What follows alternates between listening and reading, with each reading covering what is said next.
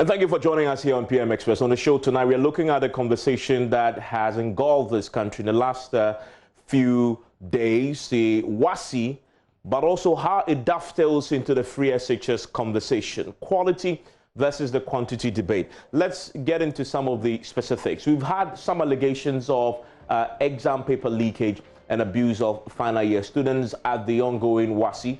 It has become a subject of some concern. Now, we also know that the minority side in Parliament have been raising a few concerns. Some of Kudita Blakwa, who used to be a former deputy education minister, asked for an independent investigation into the alleged leakage of the Wassce paper, specifically the integrated science paper. Now, on Monday, final year students of Joynews Kodia Senior High School threatened to boycott the ongoing West Africa Senior High Senior Examinations, the Wassce, and they went on rampage, destroying school property. Why? Because they claim that the headmaster of the school was being too hard on them when it comes to the invigilation and the supervision of the examinations.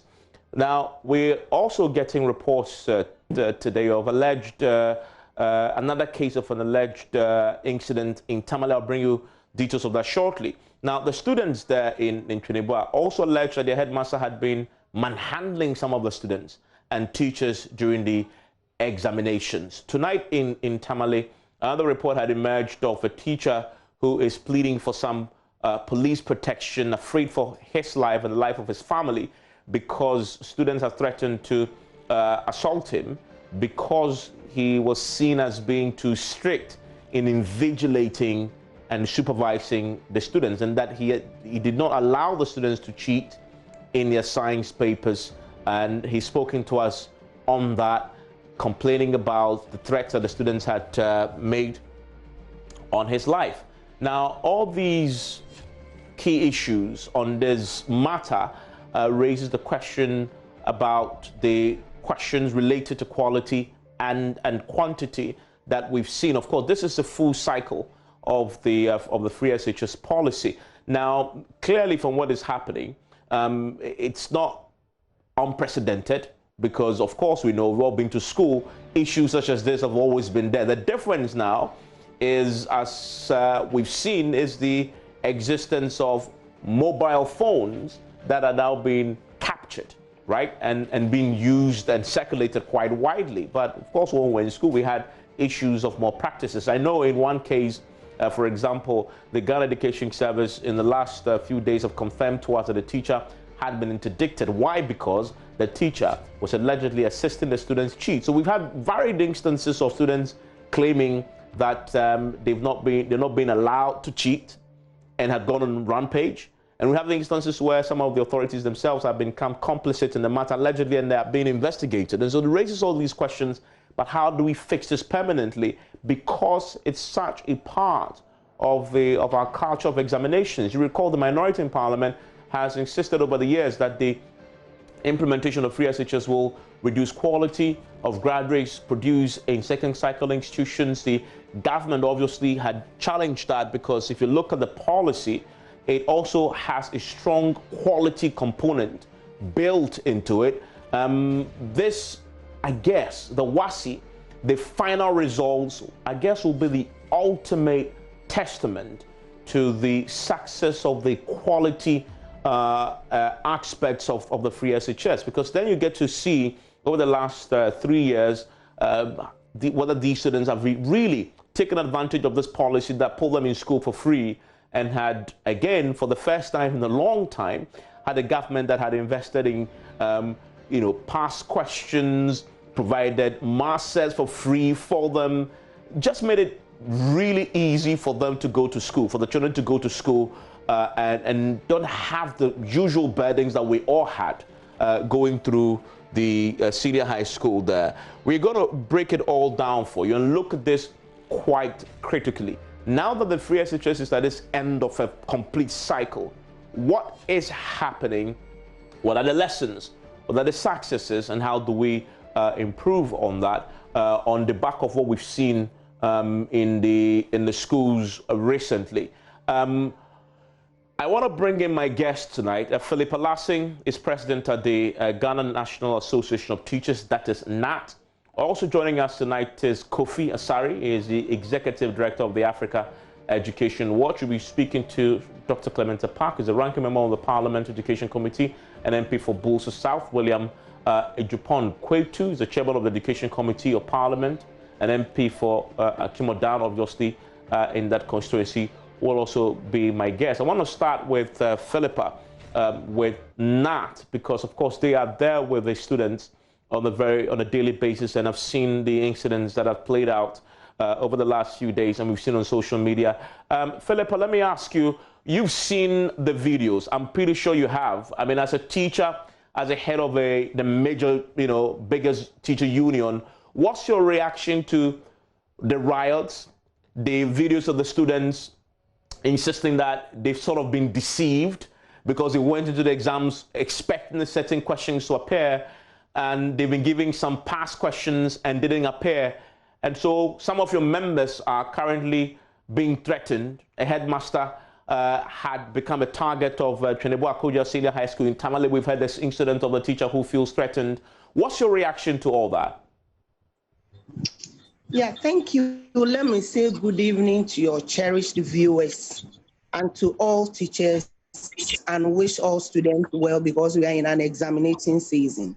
It's so disappointing to hear students saying that they have been deceived. I don't understand the deception in this issue. Students are taught at school by their teachers. They go through a period of 2 or 3 years before they finally write the examination and exit. Now, the issue of government giving students past questions, I don't think that is a bad idea, because even before this time, parents were buying the past questions for their students. Now, the fact that you have the past questions does not necessarily mean that you have to stick to that of one particular year. And so as a student, you have to study widely. We have all been in school before. We have written examinations, and examinations are things that are very difficult for anybody. And so if you do not study hard and maybe stick to one aspect of the past questions that you have, you may at the end of the day be disappointed.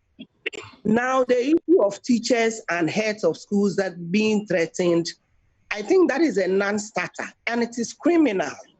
And I would ask that the GES and other security agencies will have to come in and arrest people they have to arrest, because threat is also criminal. And we will not sit down for our members to be threatened. It is very serious. You see, let me say one thing. The fact that something is free doesn't necessarily mean that the quality is not good.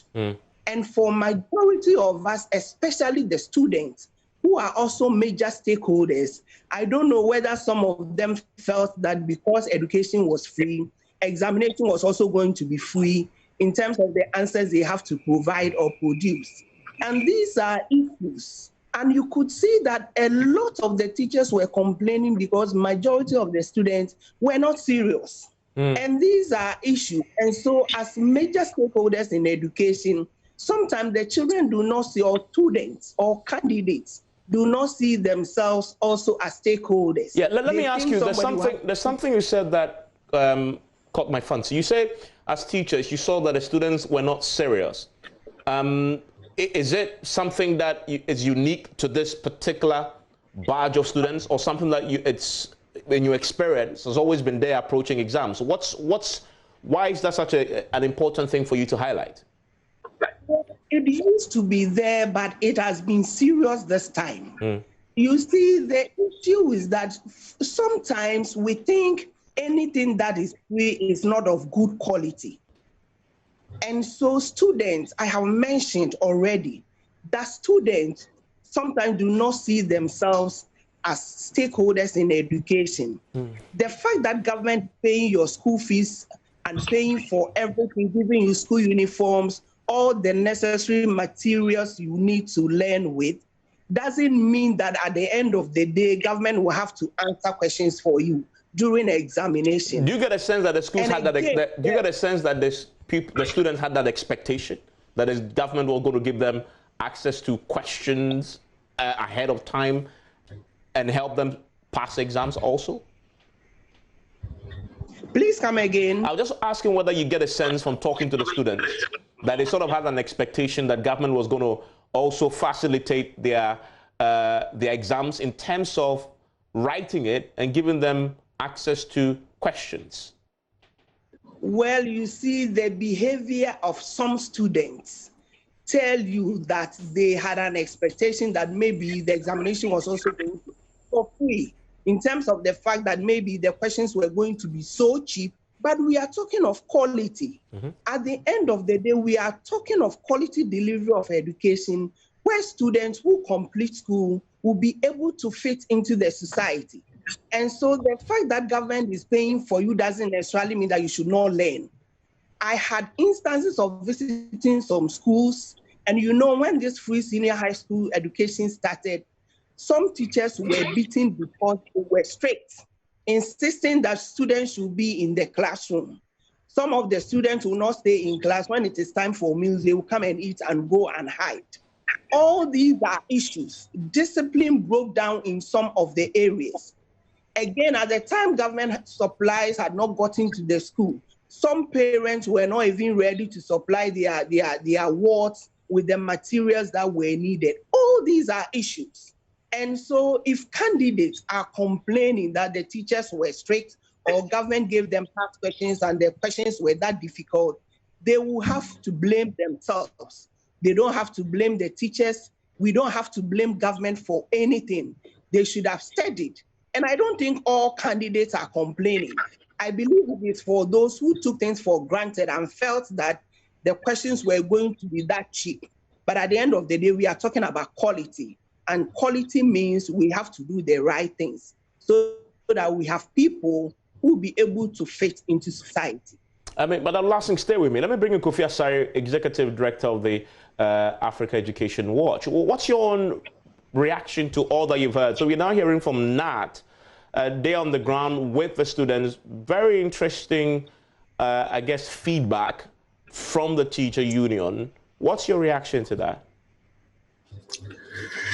Good evening, Evans, and good evening to your cherished audience. Whatever happened is very unfortunate. It is an eyesore to see students the state has so invested in, use such unprintable words to describe our president.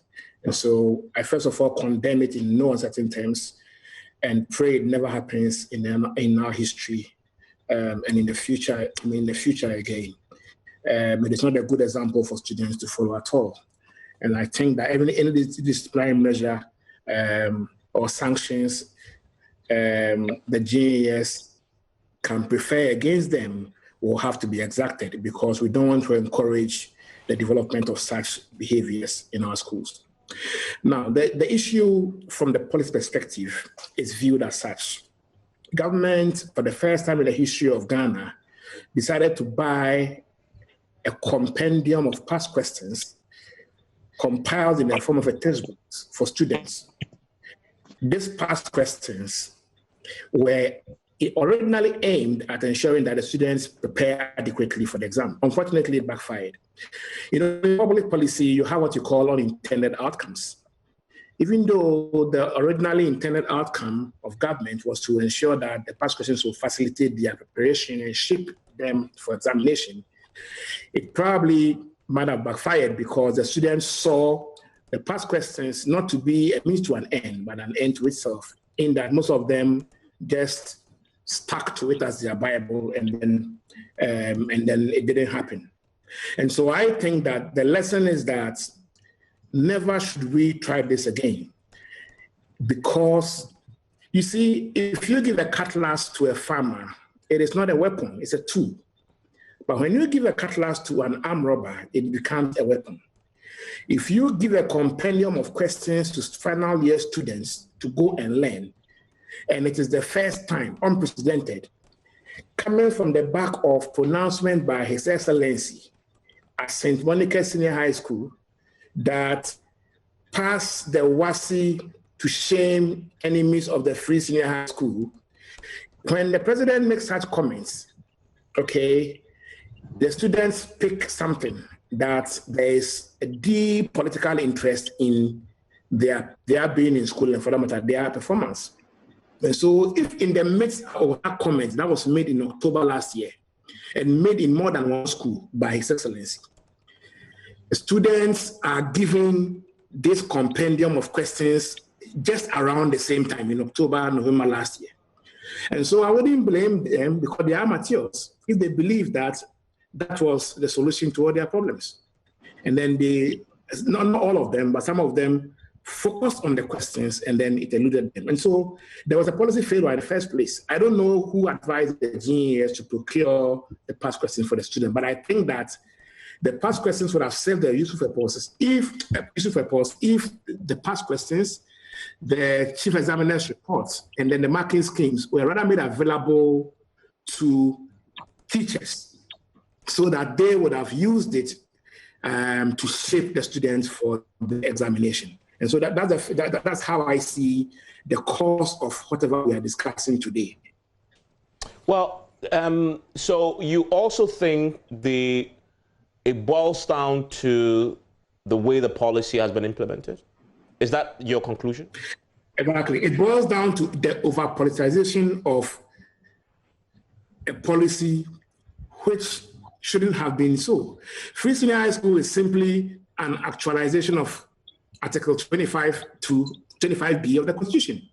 It is just like the way we implemented F-Cube in Ghana here in 2005, and we didn't hear this noise. But then it comes to the point of implementing another provision in the Constitution. It is in the Constitution, and then it looks as if everything has come to a standstill and everything political has been thrown into this policy. And the more you throw politics into a policy like this, the more the policy struggles, it suffers credibility because policy perception is very, very important in the life of a social policy. Now, the third issue is WAEC. WAEC, in the past 10 years, has become an organization that has shown consistent incompetence in undertaking assessments. WAEC, as an examining body, have become laxic because of the monopoly they enjoy. Every year, there are leakages. Every year.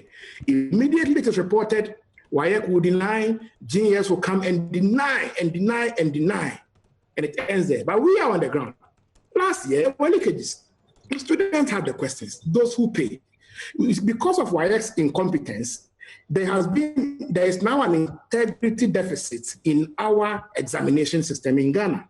And so what happens is that as a result of this integrity deficit, there is a big black market where questions are sold, and we know it. And so these students, when they go to school, according to their own teachers, they don't learn any longer. They rather spend their time mobilizing cash from their colleagues to go and identify these practitioners within this black market and then buy questions. Focus all their energies on these questions, and then when they lose them, then they cry wolf, and then they raise arms against their teachers. And so this is the crux of the matter. Until we begin to question WAEC's monopoly and break it, we've been discussing this for a long time. But it is time for us to appreciate the fact that WAEC itself is the one that has created this industry and nurtured it and grew it. Look at Cambridge. The Cambridge system runs in Ghana in many schools, the GCE. The Cambridge questions get to Ghana 1 month before the examination. They get to Ghana 1 month. In fact, they get to the schools 1 month before examination, and they are kept by the headmaster. Have you ever heard of Cambridge and Polytechnic in Ghana before? I mean, so I guess, I guess the integrity deficit of WAEC, we will never be able to find a solution to this myriad of issues occasioned by integrity deficit in WAEC. But here's the question, though. But here's the question, though. It cannot therefore be a result of free SHS, can it? Because from what you say, it is something that is pretty ingrained in the examinations culture of this country and the sub-region generally in WAEC and the way the GS has run the process over time. Some have even argued that the only difference now is that we have mobile phones and the internet, which is amplifying what already we know exists before even the policy was introduced. Exactly. It's definitely not a fault of free SHS. It has been a fast for decades, but it has become more perpetrated. It has become more pervasive because of the introduction of the mobile phones and how easy it is to transfer or to access websites of these black market guys who sell the apple. And so it is not about free senior high school. The only role free senior high school plays in this equation was the decision to procure 400,000 compendium of past questions for final year students. But that was well intentioned. That was well intentioned, right? Because school, before that happened, we all been in school. We all, before exams, will invest our own resources in getting the past questions. You study, you learn, so that you can prepare for the exams. Part of the preparations. Government said, well, I will do that for you. That should aid in making the student prepare more adequately, because it takes out the inequality question and puts all of us on the same pedestal. Because if my parents could afford, they will buy the past questions for me. If they could not, I won't have access to that. Although we all agree, having access to past questions and learning the process aids in your ability to be successful. And so government was simply doing a policy intervention that removes inequality. Wouldn't you agree? And that is why I was explaining that the original intention behind the policy was a good one. The intention was to help shape students for examination. Fantastic. But in social policy, you always have unintended consequences. And so when you are implementing such social policies, you think aloud. It's about reopening schools for examination. Government had to think about a plan B. What happens if there's an outbreak of COVID-19 in schools, okay? So there are always unintended consequences. And this, if you did the most basic analysis of the decision, you would have asked yourself first, what if the students become fixated to these questions and end up taking them religiously as questions that are likely to come, rather than using them as a prototype of how questions look like, how you should approach solving questions. That is why it would have been, I am at a loss which teacher advised the GES to procure a compendium, not just past questions, a whole textbook full of past questions for students when teachers were there. Because I would have advised that teachers spend their own money to buy past questions. They spend their own money to go and buy the chief examiner's reports. People compile them for them, so they use their money to go and buy them. And so if by God's grace today we have enough money for everything to be free, what the GES could have done would have been to have procured these past questions, the marking schemes, and then the chief examiner's report for all the teachers. It is a teacher who knows what the student must know. Okay, and so the challenge is, as I mentioned earlier, the challenge is this: if you have a cutlass in the hands of a farmer is a tool, but the same in the hands of an armed robber is a weapon. It's a weapon. That is the only lesson that we can make from the policy perspective regarding the decision to procure a compendium of past questions for the student. But in all this, let us acknowledge that the undercurrents of this, all we are discussing are symptoms. The major cause is that WAEC has an integrity deficit, and we cannot continue to power WAEC and then continue this monopoly, which is only on an annual basis reducing the quality of examination assessment in this country. Every year we discuss how to break the monopoly. After the examination, then we go to sleep. Every year the same problem. I want you to stay with me, because I've just been joined also by the member of the Education Committee in Parliament, Mr. Clement Apak. Also joining me right now is the spokesperson for the Education Ministry. There is Mr. Vincent Safwa also joins me.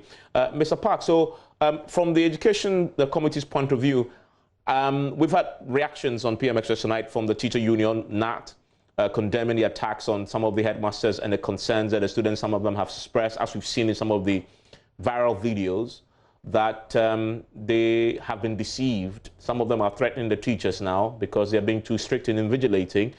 Your reaction to all that? Well, first of all, let me say good evening to you and Good evening to viewers and listeners. I couldn't join by Zoom because I'm in my constituency as we speak. But earlier on, I had heard you mention that you had mentioned the chairman of my committee, William Kwetu, and I truly would have wished that he was part of this conversation. The truth is that my committee has not had many conversations around this program, its implementation, and even when issues came up, all efforts to try and get the committee as a unit, an entity, to look at them have failed. So I would say that the Education Committee of Parliament has not played its role in terms of this oversight responsibility as far as the implementation of the free senior high school policy is concerned. I've had cause to complain and to write a few articles myself, drawing attention to what I believe is a disservice by my committee as far as the policy is concerned. But be as it may, I've heard the representative of the Teachers Union, and you said NAT. I would have thought that it would be NAGRAT.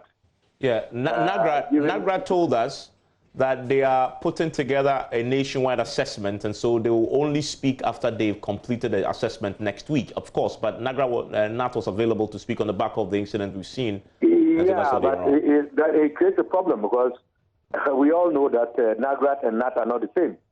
True. So to ask NAT to represent and to speak on a matter that has to do with NAGRAT is somehow worrisome. But be as it may, you have asked for me to also proffer my opinion, and I'm not going to speak on behalf of my committee. Mm-hmm. My complaint has always been that the attitude of the students, as we have seen it play out, goes back to the myriad of challenges that myself and many others have spoken about with regard to the implementation of the program. First of all, we have always thought that if all the necessary arrangements were made to allow for the students to be able to apply themselves fully for effective teaching and learning to have taken place, then there wouldn't have even been the need for government to spend some colossal amount of resources to procure past questions and examiners' reports for them. So that was perhaps, if you want, the flashpoint which has led us to where we are today, was that singular decision to procure these past questions for the students, because it then created the impression within the political heat and debate that the students were guaranteed and assured some level of special treatment. But why is that special treatment? You disagree that past questions are an essential part of preparing for an exam? Well, we have all gone to school before. I went to Sadama Secondary Technical School, a rural school. As you know, you've come to Busa before. Yes. I went to Nandom Sec for my sixth form, and I never saw past questions. I just studied, and I passed, went to the university, and today I have a PhD. So the issue of past questions, their availability, and how effective they will be in assisting students is subject to debate. But Dr. Park, you are an exception. I mean, you are a brilliant mind. You used to be head of a civil society group. I mean, folks like myself, less endowed mentally, we needed past questions. And I know thousands, possibly millions of students out there who would need that to hit the bullseye in an exams. I mean, if the government says I can fund that and help you with that, that can't be a bad thing.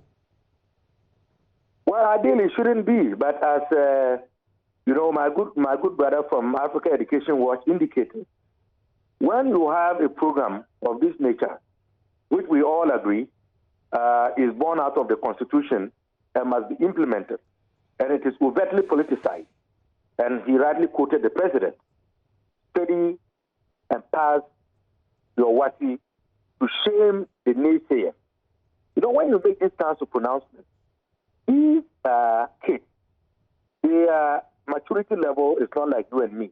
The way they see things, the way they imbibe information is different from you and I. So the perception, certainly I believe, may have influenced them to believe that this exam, as the NAT representative said, was also going to be free.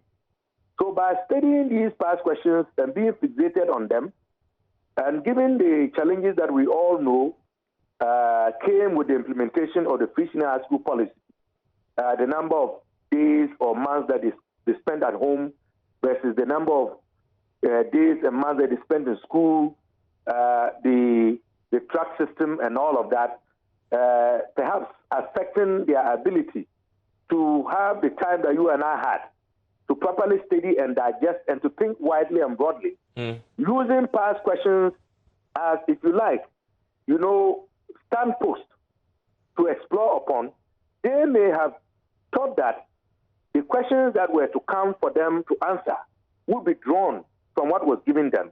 And once they went to the exam room and they didn't see those questions, that then would have led to the disappointment and the misconduct that we all saw. I'm going to bring in shortly the Director General of the Ghana Education Service after this break. Stay with me.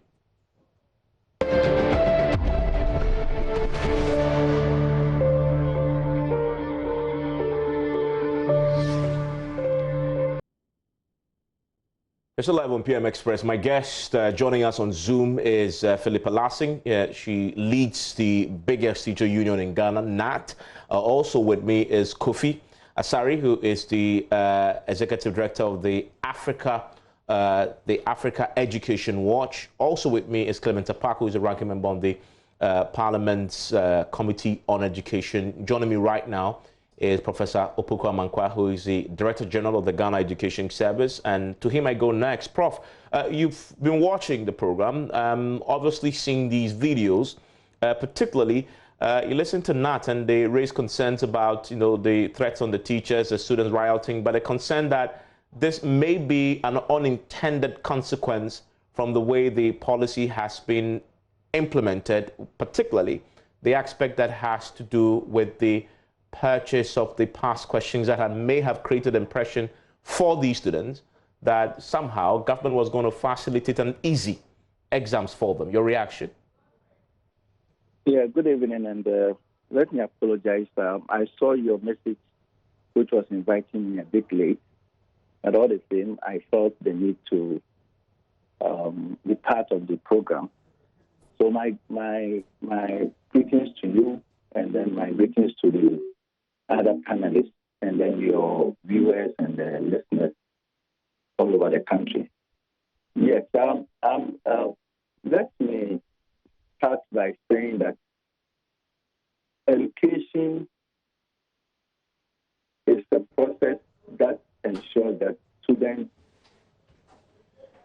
go through it and come out successfully and be useful to themselves, to their families, and to the community. Education is not meant to give us the difference between those who are good or those who are bad. And I always use the analogy of those who do programs, professionally related programs. For example, if you go into a medical school, the aim of the medical school is not to turn out somebody who is the best doctor and then the worst doctor. They have a standard that they want to set, which qualifies you as a medical officer, and they ensure that at all times everybody will go through that process and come out as a medical officer. And that is what our education should be, and that is what education is all over the world. Now, if you, I've heard one of your panelists talking about WAEC, for example. If you go on the website of Cambridge Assessment now, you will realize that their past questions from the 1950s are all there solved for the students to be using them. And using past questions has been something that we've all been part of for a very long time. Also, for almost every exam that we write, we will always get one or two students who will say that their apport did not drop. And I think yesterday or thereabout when I spoke to you, I gave the example of our time when we were told that there will be a question on student riot. And we all prepared for student riots. When we got there, it was student unrest. And those who could read through the line saw that it was the same thing and answered. Those who couldn't came out and said the apport didn't come. It will always be so. So I don't see how ensuring that students go through a process, giving them all the materials that they need. For some of them, this will be their first time of really seeing what a white paper will look like when they got that the revision materials. Will be a failure of the policy because out of the 641 schools, some 2 or 3 schools are saying that they learned those questions and they did not come. So that is a failure of a government policy. While there are also others who are also jubilating that when they went in there, everything that they learned was in there. Again, this is just the beginning of an examination which involves about 50 different subjects. So I don't see how a policy fails from that point. You know, if you may, how then would you explain these concerns of, I mean, the disturbance in some of these schools that we've seen on social media? It is pure indiscipline. It is pure indiscipline. If you went in there and what you learned, I mean, your apport did not come, as they put it. It doesn't give you any authority. It doesn't give you any power to go out there to go and destroy government property. It is pure indiscipline, and I've said it, and I'm repeating it. We are going to deal with that. We will deal with that. For some of them, they have complained that their teachers were too strict on them. There are regulations to the examination, and these regulations are set by WAEC. And I've indicated out there that if, for any reason, a teacher decides to apply the regulations more than he was supposed to apply, that teacher should be taken out of the examination. He shouldn't be part of the regulation. If he decides to be lax on them, he should be taken out of it. If any student decides that we are going by this WAEC regulation, but I can abide by that, you also get out of it. It's as simple as that. So it is indiscipline, and we shouldn't encourage it. So for these, by explaining it away with politics, it shouldn't be so. So for these, it shouldn't at all be so. So for these students that some of them we saw on video, specifically, what actions will the GS take? For every school where that thing came up, we have alerted the district directors, the regional directors, the heads of the schools, and we are going into it. And if they are found culpable, we will apply the rules and regulations of the school, of the GS. And I've indicated that, for example, those properties are for government, not for individuals. And we won't allow anyone to vandalize them. So if you can't live on that campus and write your exam, we'll let you go home and then come every morning to come and write your exam. So if you are from Bole and you come to Accra and you come and vandalize things here, you'll be coming, you make your own arrangement. So let's get it clear. It's indiscipline. And I don't think we should encourage it. We shouldn't encourage them by explaining it from any political angle. It won't help us as a country. Indiscipline is indiscipline. It's pure indiscipline. And past questions and solving past questions have always been part of exam. Go out there in well-developed countries and you'll see that they encourage students to pass. We don't go to school to make the distinction between who can pass and who cannot pass. So everything that we need, it's a whole cycle. You know, you start by teaching the person. If you teach the person, at the end of the day, you have to assess the person. It helps us to know who can go into this area, who can go into that area. If for any reason you do not pass, and we need to do remedial for you, we know the areas where you should remedy so that you can move on. We need people to come, as we are growing up, people to come and hold up the society, run the society effectively for us. Yeah. We need to prepare them. We need to have that in mind whilst we are preparing them. Philippa Lassing represents the Ghana National Association of Teachers. Philippa, at the beginning, you demanded action against the students who we've seen. Of course, you can see the videos there playing out. You've heard the Director General sound very categorical that this action will be provided and that delaying this from 3 SHS. Does that address the concerns you had as a rep of the teacher union?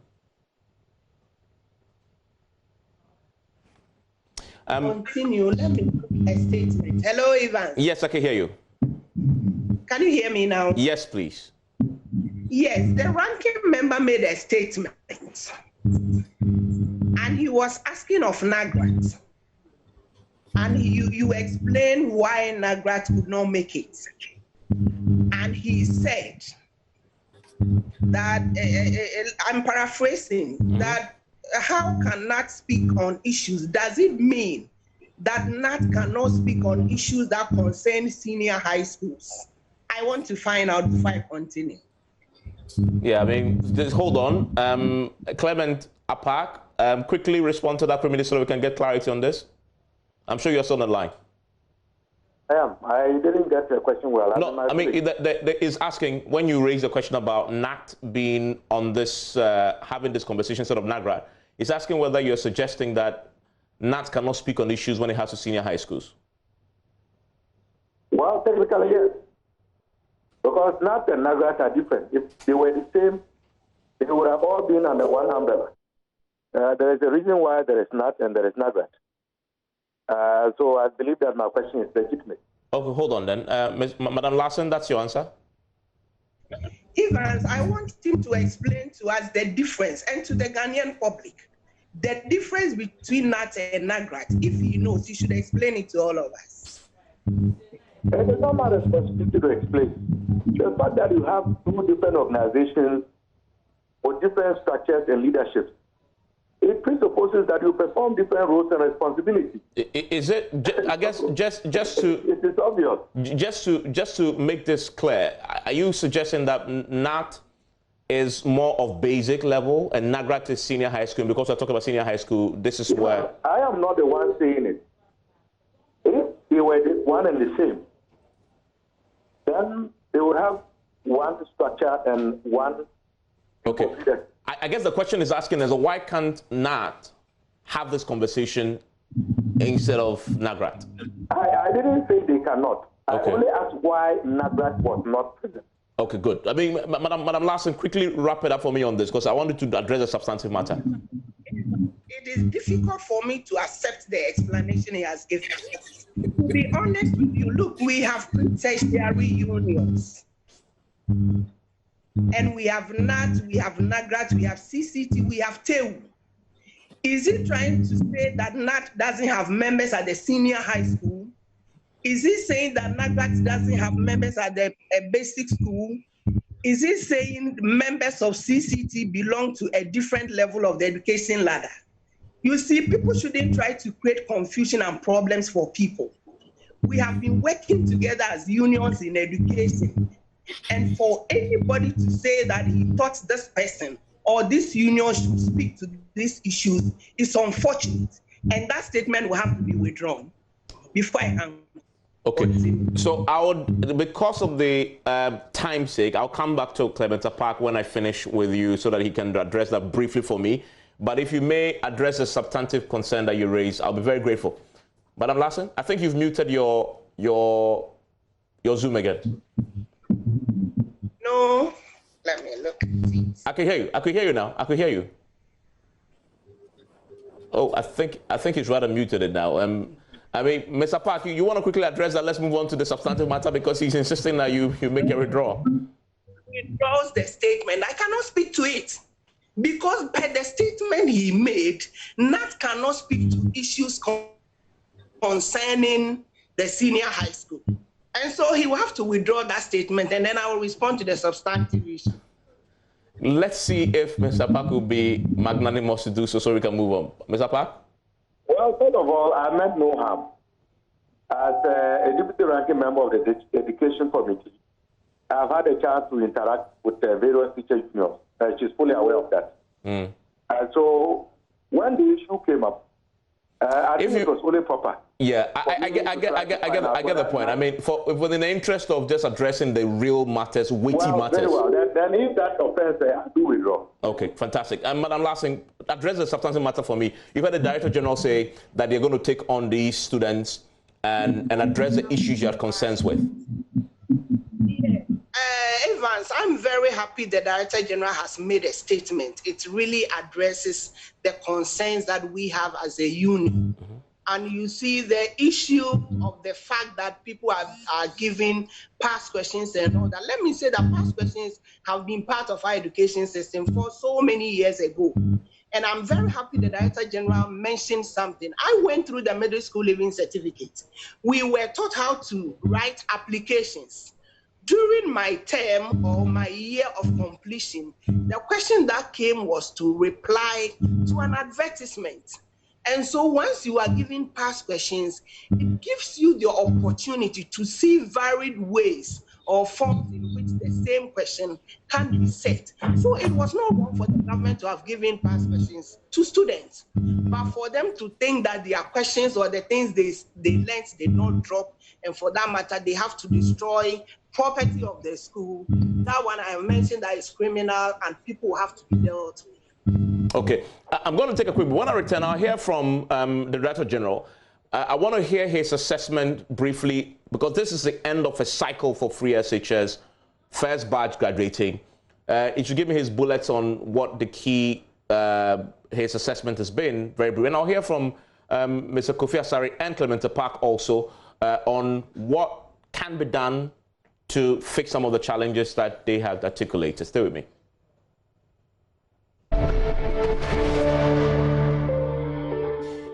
I want to quickly go to Professor Boka Mankwa with just a few minutes to go. Prof, if you may, in just a couple of minutes, sum up for me your own quick assessment now that you are completing the cycle of Free SHS implementation. You've supervised it throughout. What would you say is your verdict? Thank you, Ivan. Let me say that I would say so far, so very good. So far, so very good in the sense that the Free SHS program has not only looked at just one aspect of the educational sector or the teaching and learning process. It has taken a holistic approach to the entire teaching and learning process. And that is what sometimes tend to evade people or tend to confuse people. We've looked at all aspects of it. We've looked at infrastructure. At the same time, we've looked at curriculum. We've looked at content. We've looked at the students themselves, their welfare. We've looked at teachers, their welfare. And a whole range of things that have gone into the program. And we have also, what we've done is that we've done our short-term, our mid-term, and our long-term planning to ensure that as we go forward, each of them, like a maze, each of them will lead into the other, or a puzzle, each of them will lead into the other, and then we get the kind of results that we require. So we expect that the students will do very well. We've seen those who are recalcitrant, and obviously you always have such students in every cohort of students. We've seen those who are also serious and are giving a lot of good remarks about the whole thing. But all in all, we think that this is a very good program, that what we need to do is to look at the areas that are not working well, and then try to correct them for the betterment of the country. Yeah, I want to bring in very quickly, Kofi Asare, your own thoughts on the Free SHS after 3 years. I know you've done some work on this. What would you say? Even before I talk about the free scenario school, let me just indicate that I'm very much disappointed in some of the responses that the Director General has offered. I must say that he has spoken well as a typical GES Director General. I have been working with GES since 2001, and that is how they speak. GES has never been wrong. They are always right. last year, there was leakage in papers for Assistant Director 1 interviews. Everybody saw it in Ghana. GNAS issued a statement and said that the process was credible. We were in Ghana here. And so I am not too surprised that the Director General is telling us that the past questions have been there ever since. Past questions have been there ever since, yes, but how many times have we seen such upheavals? Yeah. Such Sorry, I just have a few seconds to wrap up. If you don't mind bulleting for me your quick takeaway from so I think that if we really want to have a better education system, we need to be honest when we are discussing policy issues and not be fixated in protecting our institutions and then maintaining the existing order. The existing order is not good. That's why I want to reform it. And so reform starts from admitting mistakes when they occur. That is all I want to say. That's my advice to the GNAS. Other than that, GNAS will never improve. We'll sit down and be pretending everything is right, when in natural sense, nothing is right. Thank you, gentlemen and lady. Grateful. Enjoy the rest of your evening.